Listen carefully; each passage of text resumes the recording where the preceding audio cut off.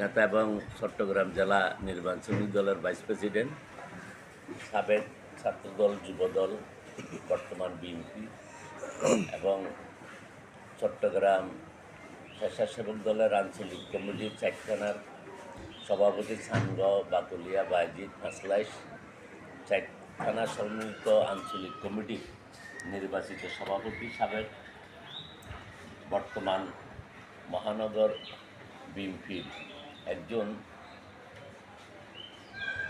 সম্মানিত জায়গায় আসার জন্য দীর্ঘদিনের রাজনীতির যে ইতিহাস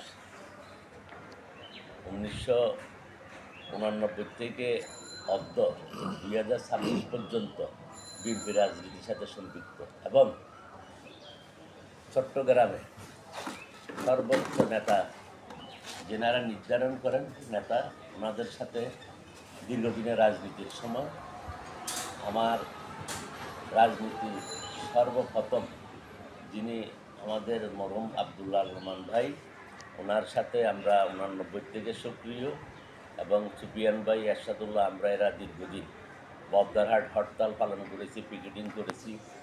আজকে অনেকে এমপি হয়ে গেছেন, সংসদে আসেন এবং প্রয়াত আমাদের ছাত্রদলের মহানগরের সাধারণ সম্পাদক ছিল মোহাম্মদ আলী ভাই। সবার সাথে রাজনীতির একটা সুসম্পর্ক ছিল। এখন রাজনীতিতে এমন পর্যায়ে চলে আসছে, দীর্ঘ 17 বছর আওয়ামী লীগ ফ্যাসিস্ট সরকার ক্ষমতায় থাকার কারণে এই খুনি হাসিনার পতনের পরে, দেশ ত্যাগের পরে এখন বিভিন্ন এলাকায়, বিভিন্ন অল্লিতে গল্লিতে ইয়াবা সম্রাট, বিক্রেতা এবং সেবক, কিশোর গ্যাং, চাঁদাবাজ, মোবাইল ছিনতাই, এদের বিরুদ্ধে, চাঁদাবাজদের বিরুদ্ধে আমি মোহাম্মদ জসিমউদ্দিনের প্রেসে দীর্ঘদিন যাবৎ লিখে আসছি।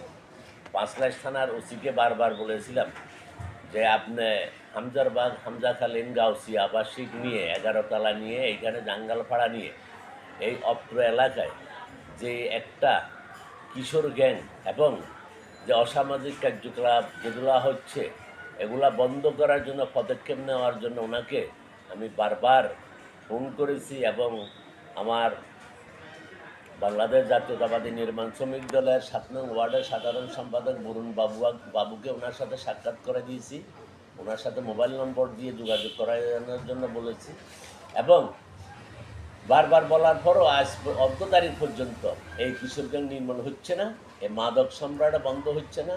এটার জন্য আমাদের ছেলেমেয়ে, সমাজের ছেলেমেয়ে স্কুল কলেজে যাওয়ার জন্য দুর্ভাগ্য স্বীকার করতে হয়। এদেরকে প্রতিহত করা না হলে মা বোনদেরকে রাস্তায় বাইরে হতে অনেক কষ্ট হয়ে যাবে। আমি আশা করি প্রশাসন এবং ডিসি মহোদয়, পুলিশ কমিশনার মহোদয়ের কাছে অনুরোধ রইল, আপনি পাঁচলাইশ, হামজারবাগ 7 নং ওয়ার্ডের দিকে দৃষ্টি দেন। এইখানে সাদাবাজ মুক্ত একটি সমাজ গঠন করার জন্য আমি সবার কাছে আমার ব্যক্তিগতভাবে উদাত্ত আহ্বান জানাচ্ছি। ধন্যবাদ আপনাকে। আর আরেকটা প্রশ্ন, যে আগামী কাউন্সিলর নির্বাচন, আপনার কোন ধরনের কাউন্সিলর আসলে ভালো হবে? আগামী কাউন্সিলর নির্বাচন মূলত দলের থেকে যাকে নমিনেশন।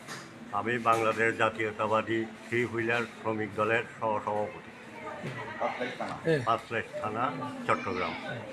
বলেন। আপনি জীবনের কাহিনী বলেন না, রাজনীতিভাবে আপনি বললেন না, আপনার মনে দুঃখের কথা সব বলবেন, বলেন কী বলবেন। এখন বর্তমানে আমাদের রাজনীতিটা বাংলাদেশ জাতীয়তাবাদী বিএনপি, এটা দীর্ঘদিন যাবৎ 17 বছর আমরা নজরবন্দি এবং জবানবন্দি অবস্থায় ছিলাম।